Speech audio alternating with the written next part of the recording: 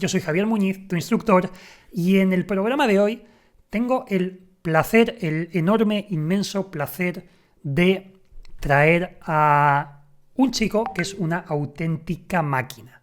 Es una máquina este chico. Lo descubrí por YouTube hace algún tiempo, hace ya unos cuantos meses. Es mexicano, afincado en Reino Unido desde hace ya muchos años, desde pequeñito. Y es doctor en medicina por la Universidad de Cambridge, que se dice pronto. Como digo siempre, si medicina ya es difícil, encima sacar medicina en una universidad de élite ya es bestial. Acabo de entrevistarle, hemos estado charlando casi una hora de todo un poco. Como digo, tiene mucho que aportar a todo lo que son técnicas de estudio, también al tema de cómo integrar los hobbies en el estudio. Tiene muchos hobbies, nos va a hablar de ello. Y como digo, tiene un canal de YouTube recomendadísimo. Voy a dejar el enlace, lo tenéis aquí abajo ya seguro. Seguidle porque de verdad merece muchísimo la pena. Sin más, os dejo con Ian Samir Yep Manzano, que espero haberlo pronunciado bien. Os dejo con Samir. Bueno, bienvenido Samir, muchísimas gracias por venir. Tenía muchísimas ganas de tenerte aquí en el programa. Al contrario, muchas gracias por invitarme. Nada, tengo que decir, llevo enganchado ya unos cuantos meses a tu canal de YouTube. Luego también comentaremos, bueno, dejaré también el enlace a tu canal en la descripción tanto del podcast como en YouTube. Lo voy a dejar para que lo podáis curiosear porque merece mucho la pena. Y bueno, yo quería que te presentases un poco, aunque yo ya he hecho una pequeña presentación en la cabecera, que nos cuentes un poquito quién eres, qué es lo que haces, también un poco sobre tu canal de YouTube y ya entramos en harina con las preguntas. Bueno, pues soy un doctor recién graduado de 25 años. Actualmente vivo en Inglaterra y llevo aquí ya casi 22 años. O sea, nací en México, en Monterrey, pero por cuestiones de trabajo de mis padres, me trajeron acá a Inglaterra cuando era muy pequeño, cuando tenía 3 años. Y pues he vivido aquí desde entonces. Cursé la escuela, la secundaria, la prepa y la universidad aquí en Inglaterra. Y durante la pandemia, como dices, empecé un canal de YouTube. Al principio fue más que nada para recordar y platicar mi experiencia en la Universidad de Cambridge, que es la universidad donde estudié medicina. Y ya después fue evolucionando poco a poco y empecé a hablar de otros temas, sobre técnicas de estudio, eh, sobre los idiomas y en general sobre mis hobbies. Creo que, como digo, ha ido evolucionando un poco, pero siempre ha sido como una forma espero, inspirar un poco a la gente, sobre todo a los jóvenes, a los niños y a los jóvenes en Latinoamérica y quizás en España también, a que les guste el estudio, aprender cosas nuevas, no solo en la escuela, pero de forma autodidacta, ya sean idiomas, programación, lo que sea. Qué bueno, eso es buenísimo. Y yo creo que todos empezamos de una forma bastante parecida, porque yo recuerdo el primer blog que hice, o sea, blog con B escrito, precisamente era para recordar cosas que yo no quería que se me olvidaran, que a lo mejor había descubierto, o páginas web con recursos interesantes, y inicié compartiendo cosas que para mí eran útiles y me di cuenta que la gente empezaba a compartirlo. O sea, yo creo que empezamos todos más o menos parecido con los hobbies. Sí, sí, por algo se empieza. Sí, sí, sí. No, eso está súper bien.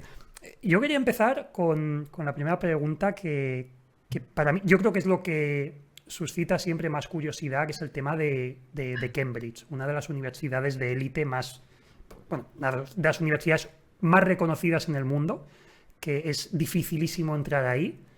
Pues también que nos comentes un poco tu experiencia, porque claro, con esa exigencia en el estudio, ¿cómo te organizas tú? ¿Cuáles son tus estrategias para organizarte? Sí, pues creo que no tengo una estrategia como tal y pues más que nada, si tengo una estrategia sería la flexibilidad a lo mejor, porque a lo largo de mis estudios creo que han ido cambiando mis estrategias de acuerdo con las materias que he estado estudiando, qué tan ocupado estoy. Por ejemplo, ahorita que ya estoy trabajando y a veces tengo jornadas súper largas, o sea, no sé, de 13, 14 horas a veces, Wow. pues queda muy poco tiempo para mis hobbies y para el estudio. Y aún así, obviamente lo más importante cuando se trata de los estudios y aprender cosas nuevas es la consistencia, y sigo intentando de tener algún tipo de constancia en ese aspecto, pero como lo digo, ha ido cambiando muchísimo a lo largo de los años. Cuando estaba, bueno, yo creo que lo puedo dividir como que en dos fases. Diría la fase pre-Anki y la fase post-Anki. Estoy seguro que al rato hablaremos un poco más sobre el Anki, y de hecho Sí, en YouTube seguro. tengo muchos videos o varios videos sobre esta aplicación. Pero sí, antes del Anki, después del Anki, cambió muchísimo la forma en la que me organizaba y la forma en la que estudiaba.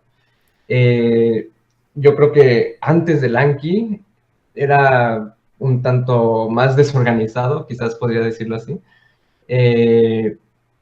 Y estaba justo viendo antes de esta entrevista, la entrevista que hiciste con Pablo Lomeli, y cómo tenía esos dos, tenía los dos modos, el modo ninja y el modo gorila. Y creo que antes del Anki era más como un estudiante modo gorila, en el que dejaba todo, bueno, no dejaba todo al último minuto, pero siento que me estresaba mucho, me estresaba más, o sea, dejaba toda la memorización como tal hasta el día antes del examen, muchas veces, y las semanas o meses antes de los exámenes era más como recolectar recursos, hacer notas, y sentía que me la pasaba todo el día estudiando y quedaba poco tiempo para hacer otras cosas que me gustaban, ¿no? Y quizás más interesante, después del Anki, siento que me convertí como en un estudiante más modo ninja, en el que tengo que estudiar menos, quizás, porque lo hago de una forma más estructurada, más planeada, y con más tiempo, y no dejo la memorización hasta el día antes del examen, sino que lo voy haciendo poco a poco, gracias a el Anki y el poder de repetición espaciada. Eh, y pues sí, es cosa de estudiar un poquito todos los días, incluso cuando no tengo tanto tiempo, ahora estoy trabajando, por ejemplo. Eh, pero por lo general nunca he usado una técnica así muy específica para organizarme, como por ejemplo la Pomodoro o algo así. Eh, Realmente casi todo el tiempo que tengo libre lo uso para estudiar, ya sea para la escuela, para prepararme para exámenes o para mis hobbies, porque al final del día es lo que más me gusta, estudiar. Entonces, cuando regreso de la escuela o cuando regreso del trabajo, básicamente ocupa todo mi tiempo, y lo divido, ya como vaya viendo. Obviamente lo primero es medicina en mi caso, y ya el tiempo que me quede, una vez que termino todos mis repasos de Anki, por ejemplo, el tiempo que quede ya lo dedico a estudiar idiomas, japonés, aprender programación, otras cosas así. Pero no tengo así como un método muy estructurado que digamos. Yo creo que Anki más que nada es lo que me da la estructura. Qué bueno. Sí, yo creo que al final todos tenemos como nuestra herramienta o, vamos a decir, técnica en el sentido amplio. Nuestra herramienta fetiche, ¿vale? Hay gente que usa Notion, gente que usa Anki, gente que utiliza muchísimo el Pomodoro. Mi socio José María, por ejemplo, que es el que tiene los récords de memoria y todo esto, es un entusiasma de los mapas mentales. Me consta que hace mapas mentales, vamos, hasta para irse de vacaciones, para organizar la maleta o los viajes, hace mapas mentales. Wow. Cada uno al final tenemos una herramienta o un sistema con el que estamos cómodos y usamos bien. Y creo que es importante lo que has dicho, el tema de la flexibilidad, porque a veces, y yo creo que a veces tenemos un poco de culpa también, quienes hacemos este tipo de contenido y vídeos, me refiero a mí en este caso, cuando hablamos de técnicas de estudio y demás, hay gente que a lo mejor se obsesiona mucho en tengo que seguir perfectamente esta técnica y no entiende que hay que entender en qué se basa esa técnica. Por ejemplo, el Anki, puede haber alguien que no le vaya bien porque le agobie estar con el móvil y demás, pero hay que entender, oye, el tema del repaso espaciado, cómo funciona. Y quizá la clave yo creo que está en no obsesionarnos tanto con ver qué funciona, sino en ir probando distintas estrategias y ver con cuál nos sentimos más cómodos y al final adaptarla. Sí, sí, sí. Y creo que pues no son mutuamente exclusivas las técnicas, ¿no? Yo también uso, no sé, los mapas mentales, las mnemotecnias y los integro con Anki, porque siento que son como que dos cosas distintas. El Anki es como una herramienta no tanto de aprendizaje, sino de retención a largo plazo. Entonces, como te digo, también uso las mnemotecnias y los mapas mentales para facilitar el aprendizaje al inicio, al principio, y uso el Anki como para repasar esos mapas mentales o esas mnemotecnias en cachitos, en pedacitos, a lo largo del tiempo para que no se me olviden las cosas en largo plazo. Claro, sí, sí, no, al final es eso. También, para mí, otro de los errores que creo que se cometen es eso, intentar también a veces hacer eso que, fíjate, a nosotros nos ha pasado muchas veces con alumnos nuestros o con gente que nos contacta que, que quieren, incluso estudiantes de medicina, que de repente prueban la parte de la mnemotecnia, por ejemplo, la memorización, que nosotros siempre decimos, es un recurso. Es un recurso, lo ideal es que comprendas, lo ideal es que tengas clara la estructura, que lo entiendas lo máximo. La mnemotecnia úsalo para donde no puedes llegar ya, que digas, esto no lo comprendo, o esto son información, datos puros, cuando son, por ejemplo, medidas, a lo mejor en tema de medicamentos, cuál es la dosis, cuál es tal, pues, oye, puedes utilizar mnemotecnias o nombres de fármacos para apoyarte, pero no lo uses en todo. Y yo creo Sí. que es una de las confusiones, el intentar abarcar y usar una cosa para todo, o Anki para todo.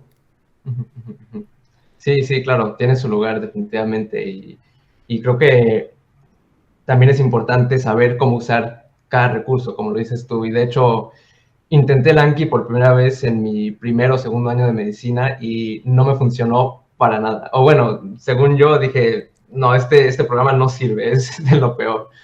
Pero la culpa no era de Anki, la culpa era mía.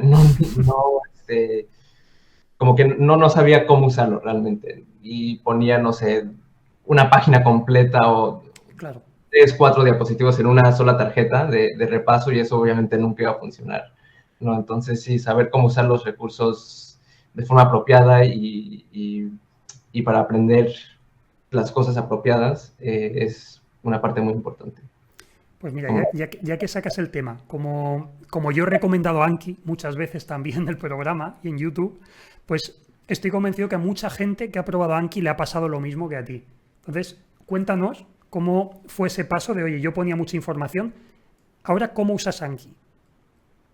Sí, ahora lo más importante que me he dado cuenta es poner 1 o 2 pedazos de información en cada tarjeta, minimizarlo, o sea, no poner, he visto personas en mi universidad que ponían, como te digo, toda una lecture o todo un documento de Word, lo copiaban y lo ponían en una tarjeta en la parte de enfrente o en la parte de atrás y tenían, no sé, 4 o 5 preguntas en la parte de enfrente. Wow, Y eso es lo que, sí, qué ahora locura. yo también hacía lo mismo y ahora se me hace claro por qué no me funcionaba.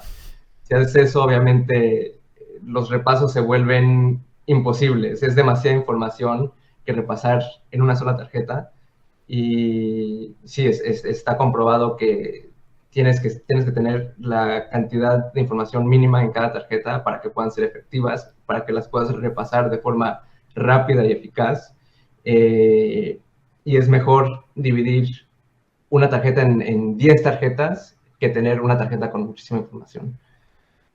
Totalmente, al final pierde su razón de ser. Es como cuando resumimos y en vez de hacer un resumen es una copia prácticamente idéntica, Sí, que al final es la mitad del original, pero vamos, que es prácticamente toda la información casi.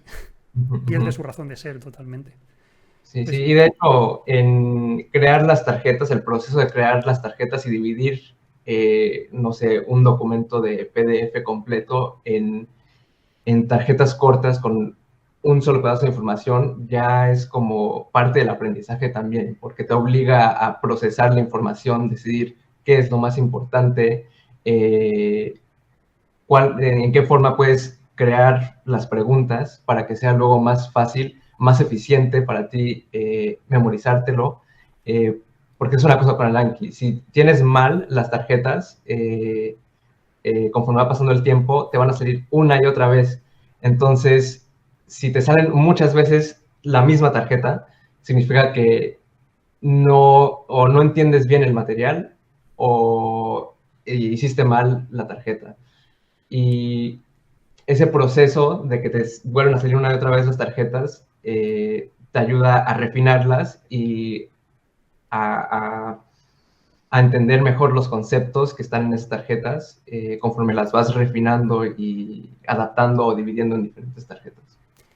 eso me ha gustado, o sea que lo que comentas es que las preguntas que fallas mucho y que por lo tanto te salen más en Anki, reformular la propia pregunta o retocar la propia tarjeta porque algo no está funcionando bien en ese proceso.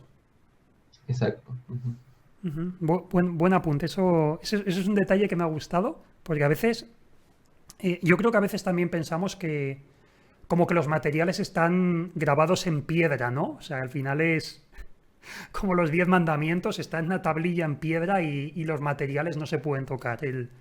Es lo que pone en el libro, es lo que pone el profesor, pero tú, por ejemplo, para organizarte has comentado una cosa que es la importancia de plantear preguntas. ¿Vale? Entonces, eh, ¿cómo lo haces tú? Entonces, en el propio temario buscas preguntas, o sea, tú dices, ¿esto, para qué sirve esto? ¿O qué relación tiene, yo qué sé, esto con esta parte del temario? ¿Te haces ese tipo de preguntas o qué preguntas te haces para las tarjetas? La verdad, en los últimos 3 años de medicina, de la carrera de medicina, que es cuando mejor me fue en toda la carrera, la técnica que usé más para crear mis tarjetas es los bancos de preguntas. Entonces, había como 2 o 3 bancos de preguntas que estaban hechos o diseñados específicamente para los exámenes que me estaba preparando. Y conforme iba haciendo las preguntas de esos bancos de preguntas, usaba eso como la base sobre la que formulaba mis preguntas. Entonces, no solo la misma pregunta que me salía en el banco, sino que también cuando contestabas una, me recuerdo que te salían las explicaciones en la parte de abajo, y si había algo que no entendía ahí, pues ya lo leía, ya sea en mis libros de texto, en las notas de las lectures de la universidad, pero como dices tú, lo más importante siempre es hacerte preguntas, no mentirte a ti mismo y decir, no, sí, más o menos sí lo entiendo, está bien, ya pasamos a lo siguiente. Siempre preguntar por qué.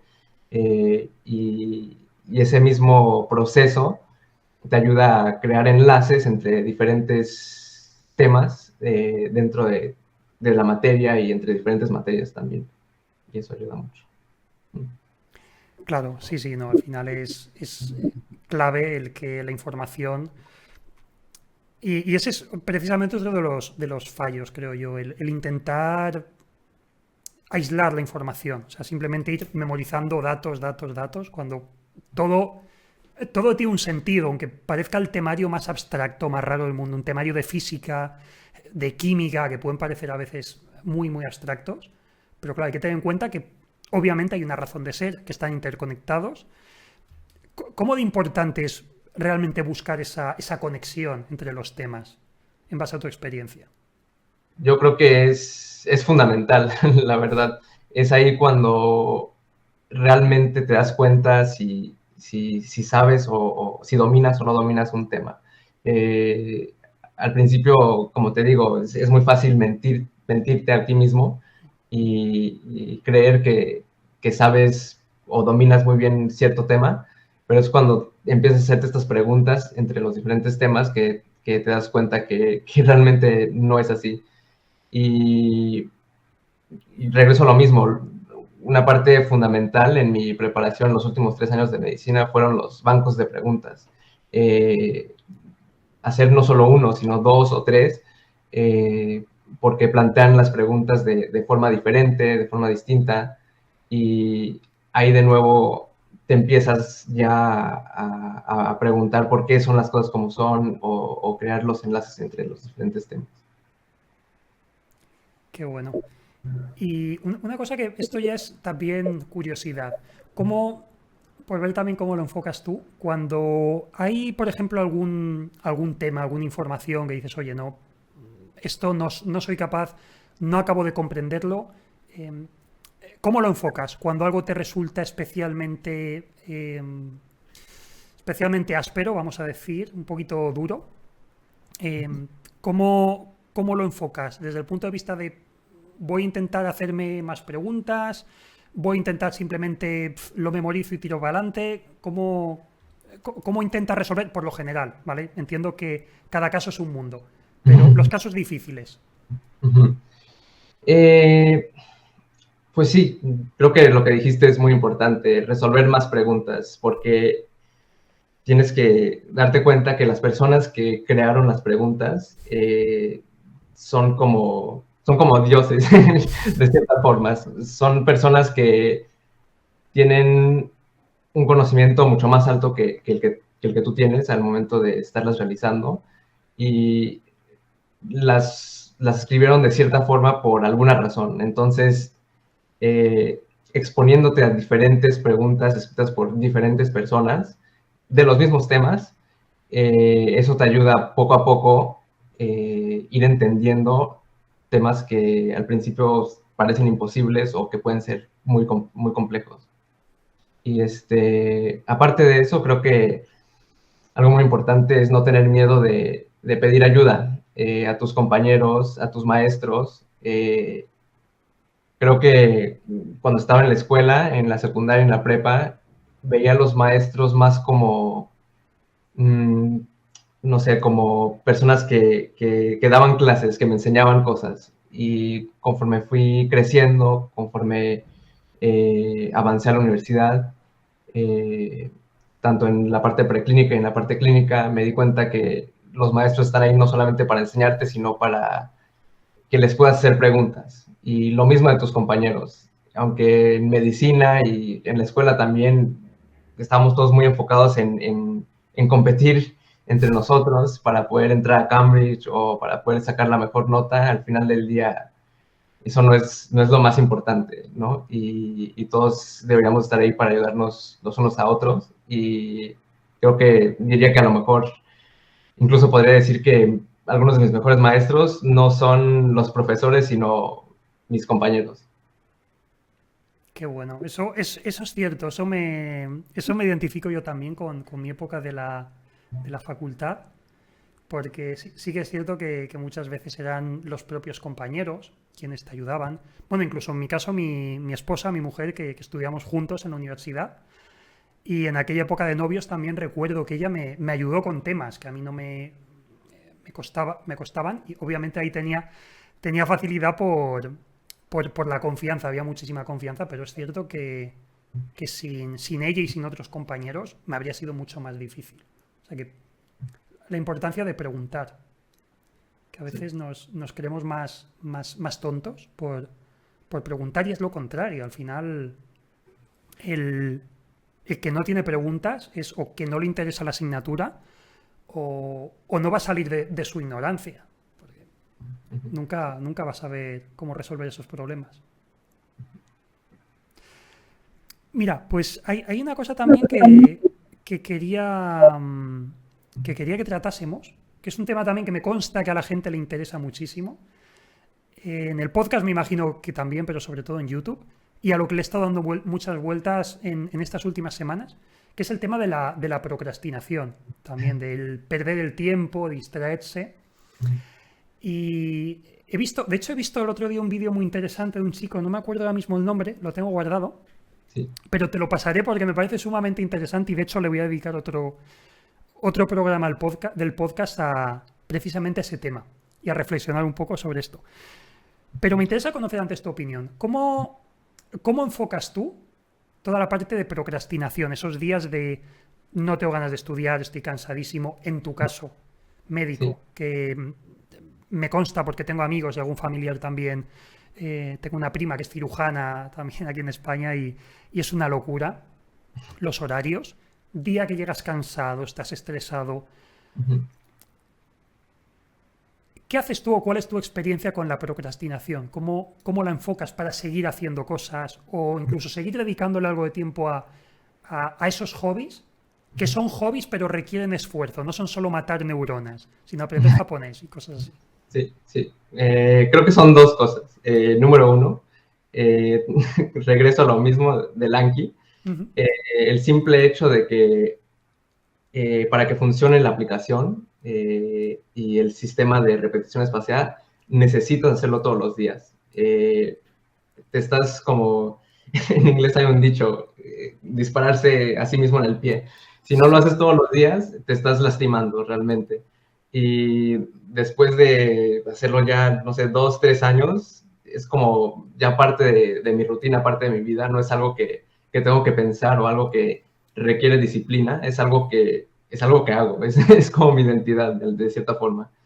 Entonces, sí, es eso de crear hábitos y crear hábitos mediante herramientas como el Anki que, que te obligan a ser disciplinado y que ves resultados. Yo creo que cualquier persona que usa el Anki de forma correcta después de, no sé, incluso 2 semanas, pero ya más a largo plazo, no sé, 2, 3, 6 meses y ve los resultados, la verdad te dan ganas de continuar usándolo y de estudiar todos los días para ver esos mismos resultados. Entonces, sí, esa es una cosa. Y número dos, ya hablando más sobre mis hobbies, que quizás, como dices, no son matar neuronas, sino que hobbies quizás un poco más académicos, que igual requieren disciplina. Es algo que me gusta llamarlo procrastinación productiva. O sea, combinar cosas que te gustan. Por ejemplo, me gusta mucho ver YouTube, ¿no? Y es una de las razones por las que empecé mi canal, ¿no? Desde chico siempre me ha encantado ver YouTube. Eh, y como dijiste, estoy aprendiendo japonés. Diría que mi hobby principal, lo que más le dedico tiempo, fuera de medicina, de mi profesión. Y pues eso es combinar esas dos cosas. En lugar de ver videos en YouTube en inglés, los veo en japonés. Si, por ejemplo, recientemente quise comprar una computadora nueva, Ujú. y todas las reseñas de cuáles son las mejores compus, todos los specs, comparando los diferentes ordenadores, en lugar de verlos en inglés o en español, pues los veía en japonés. Entonces, sí, combinar las cosas que te gustan hacer con las cosas que también te gustan, pero que requieren disciplina, puede ser algo muy poderoso. Me gusta, además, ahí me veo un poco reflejado. Claro, en tu caso, bueno, el inglés obviamente lo tienes dominadísimo, eso por supuesto. Claro, a mí con el inglés precisamente me ha pasado eso. Para mí el inglés ha sido tu japonés. Entonces ha sido durante muchos años estudiarlo y más allá de estudiarlo en la escuela, en el instituto y demás, cuando noté una gran mejoría yo, fue precisamente también con YouTube. Y me pasó con eso, me encantaban, esto creo que ya lo he contado de hecho alguna vez, a mí me gustaba mucho el tema de la tecnología, obviamente me encanta, el tema de tecnología, videojuegos, el desarrollo de videojuegos me encanta, es un hobby que tengo.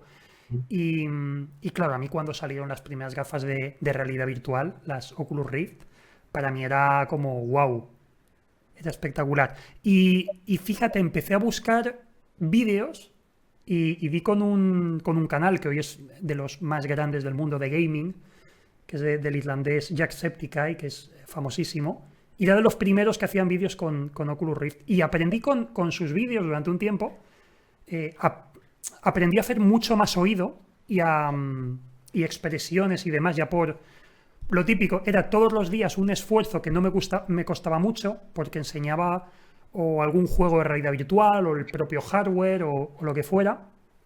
Y no me costaba, era algo que quería consumir, un contenido que quería consumir, pero en un idioma que conocía, pero me era complicado escuchar, hasta que llegaba un punto que ya escucharlo era lo más natural del mundo.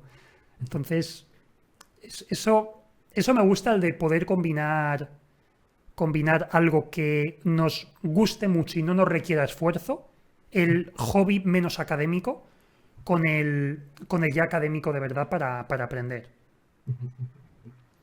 Y además has dicho otra cosa importante, que es el tema de los hábitos, que es algo también que mira, ya que lo has sacado, es algo que quería tratar.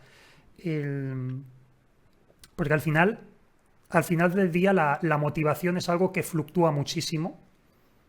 Es algo así, somos pura química y es fácil que el propio cansancio, que tengas cualquier carencia hormonal o disminución en cualquier sustancia del cuerpo, en la propia química, te haga estar más apático, más cansado, que no te apetezca estudiar. Entonces, ¿cómo de importante es al final ese hábito diario? O sea, el regar la plantita todos los días para ver resultado. ¿Cómo de importante es y qué poca importancia le damos por lo general? Pues sí, digo, como te dije antes, es fundamental, es lo más importante.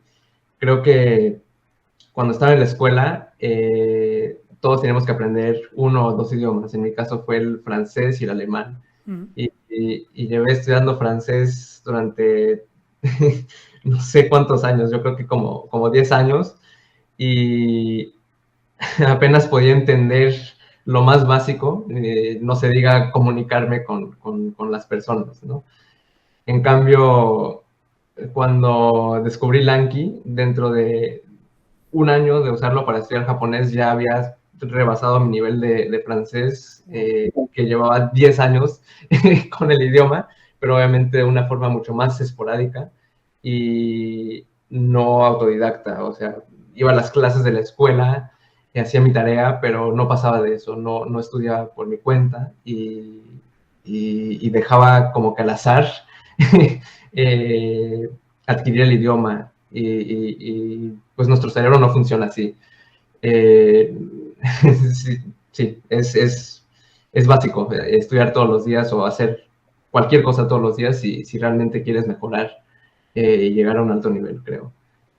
Sobre todo en cosas como idiomas y como medicina, en las que no puedes seguir avanzando si no recuerdas las cosas que vienen antes, ¿no? Tienes que tener cierto nivel, cierto base, y siempre tienes que ir construyendo sobre eso. Y es algo que, para lo que el Anki funciona súper bien. Nunca... La ventaja del Anki es que incluso si no aprendes cosas nuevas, si no agregas tarjetas nuevas, te asegura que no vas a bajar de cierto nivel. Siempre vas a tener esa cierta base de conocimiento sobre la cual vas a ir construyendo poco a poco, ya cuando vayas o cuando tengas el tiempo de agregar tarjetas nuevas, conocimiento nuevo. Pero quizás, no sé, obviamente eres mucho más experto que yo en el área de la programación, pero es un hobby relativamente nuevo para mí, y siento que en algo como la programación quizás es, bueno, no menos importante, pero no sé. O sea, ahorita que estoy trabajando ya como doctor en el hospital, no tengo el tiempo de dedicarle quizás todos los días el tiempo que quisiera a la programación, pero de alguna forma siento que sigo mejorando y quizás no es tan importante como en los idiomas o como en medicina estudiar y practicar todos los días. Claro, obviamente entre más practiques, mayor vas a mejorar más rápido, ¿no? Pero, no sé, yo creo que aunque varía de materia, entre diferentes materias, entre más puedas estudiar, pues mejor. realmente. Claro, en el tema de la programación, bueno, aparte de que es un hobby precioso, o sea, habrá quien escuche que diga, madre mía, programar, pero realmente es un hobby muy, muy bonito, o sea, también te felicito por descubrirlo porque, bueno, me consta que lo estás disfrutando porque has hecho cosas muy chulas, ¿eh? En tu canal he estado viendo que ya has empezado a hacer herramientas que me han gustado mucho. Creo que tenías una precisamente para el Anki, no me acuerdo ahora para qué era exactamente, pero tenías una Sí, para pasar tus tarjetas. ah, eh, sí, ¿Cómo era la que tenías? es una pequeña herramienta que hice para mostrar el número de repasos que te quedan en diferentes mazos que tú eliges, pero en la toolbar, en la menu bar de Ujú. arriba de la Mac. Qué bueno. Entonces se usa el API de Anki, algunas librerías esta en particular la usé Python, en el idioma de Python para crearla, y Mm. una librería que se llama ROMP para crear pues una interfaz en la menu bar de forma más sencilla. Eh, Python es una de mis asignaturas pendientes.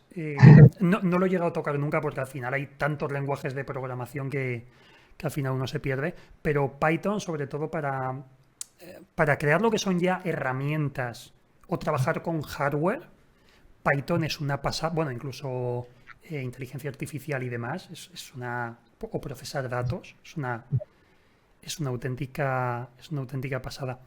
Pero sí, lo que dices, en la programación no es algo quizá que sea tan importante el programar todos los días. Al final es más una cuestión de comprensión.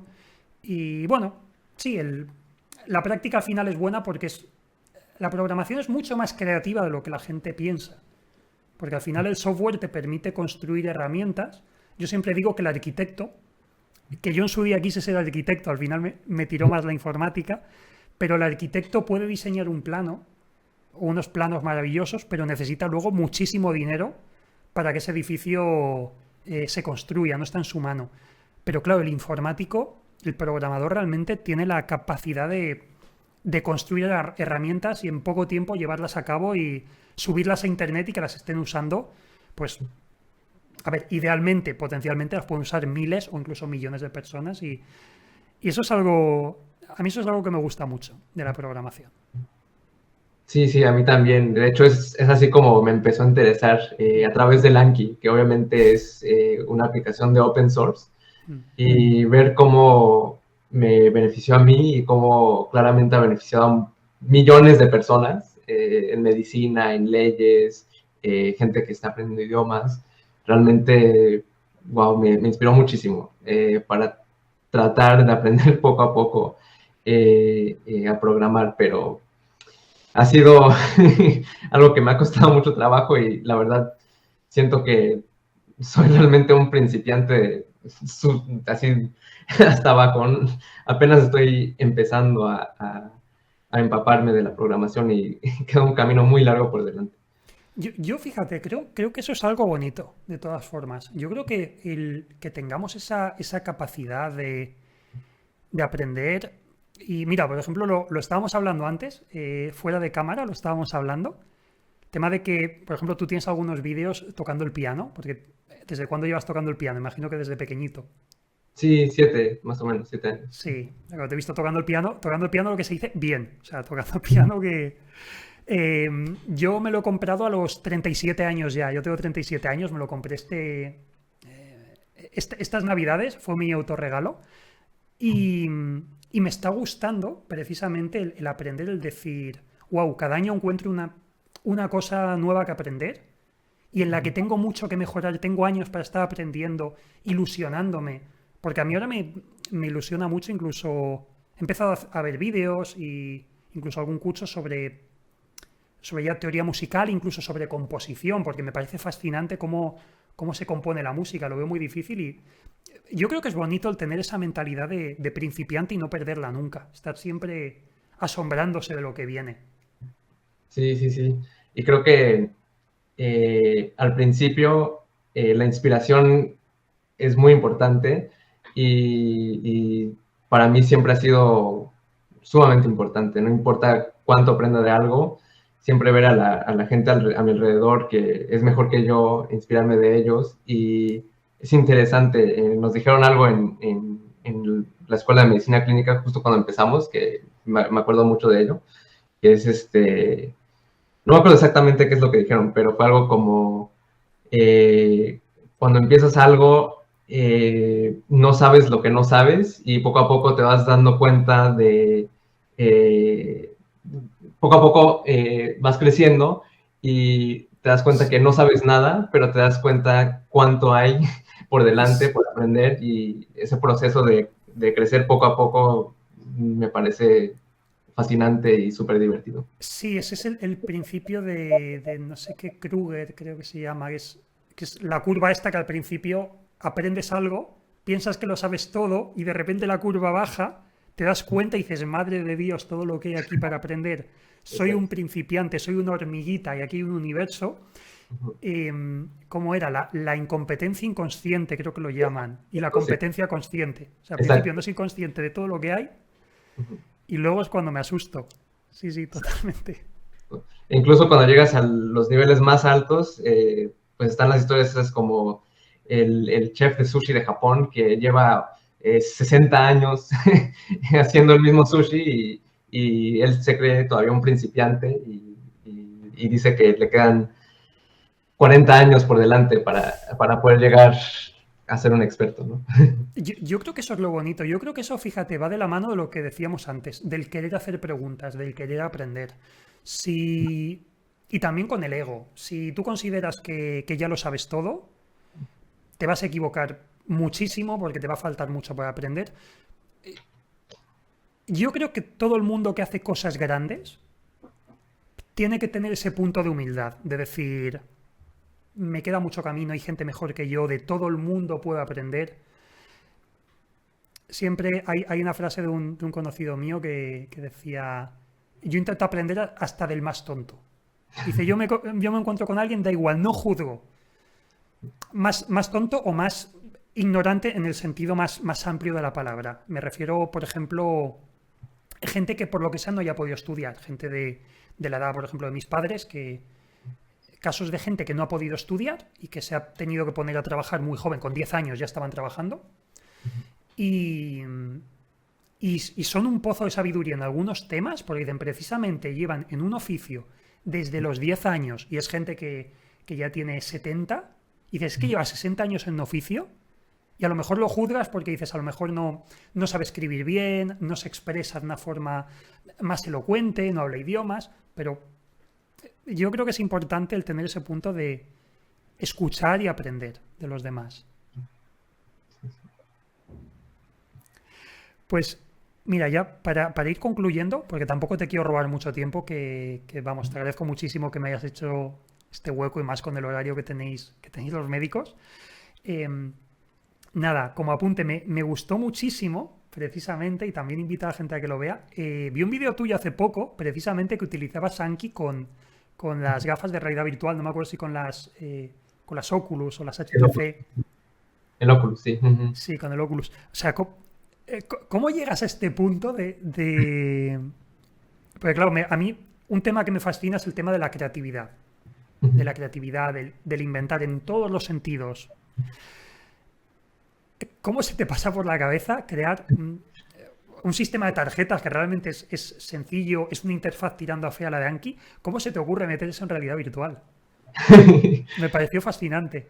No sé, yo creo que todo empezó cuando estaba estudiando medicina en la parte clínica y recuerdo que muchas veces había huecos en el día en los que estaba en el hospital y no había cosas que hacer o estabas esperando a que pasaran cosas o a que llegaran las clases y obviamente no estaba en mi casa, no tenía mi computadora disponible para estudiar mis tarjetas de Anki y quería hacer uso de ese tiempo libre que tenía y usarlo de forma productiva.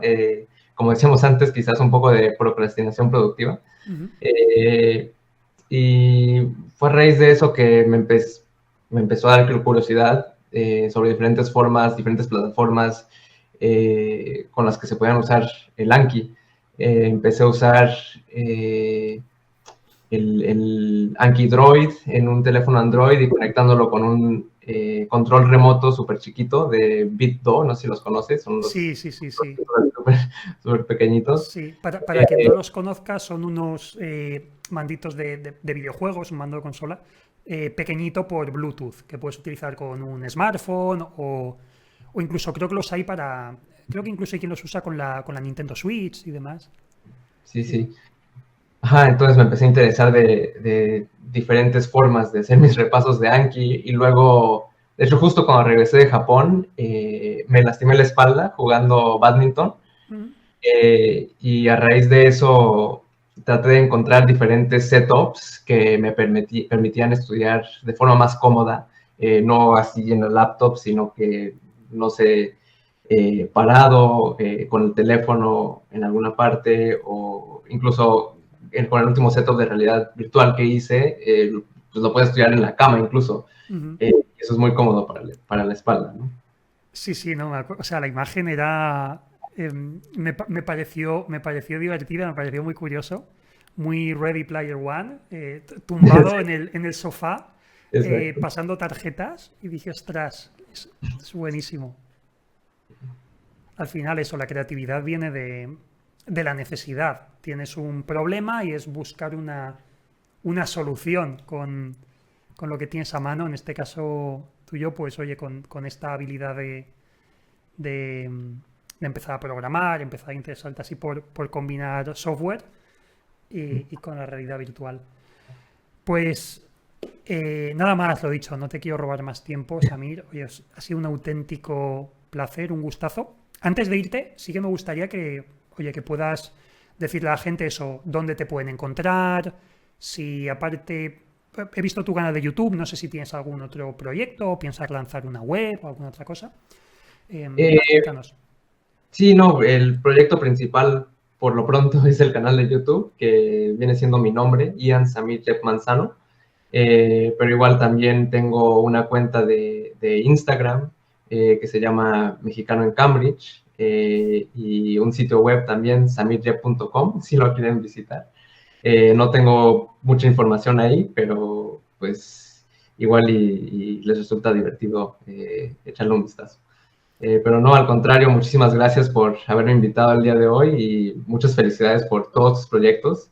Realmente, como te digo, me inspiro muchísimo a la gente a mi alrededor y quizás pues aspiro algún día a poder tener un canal como el tuyo, aprender programación como tú. Sí, muchísimas gracias. Nada, te lo agradezco. Yo aspiro a tocar el piano una décima parte de cómo lo tocas tú en unos cuantos años y muchas más cosas, por supuesto. Pues nada, Samir, de verdad, un auténtico placer y nada, aquí en el podcast de Escuela de Memoria y en YouTube tienes tu casa para cuando quieras, o sea que espero que pronto podamos volver a charlar. Claro. Bueno, hasta luego. Un Buenas noches. abrazo, chao.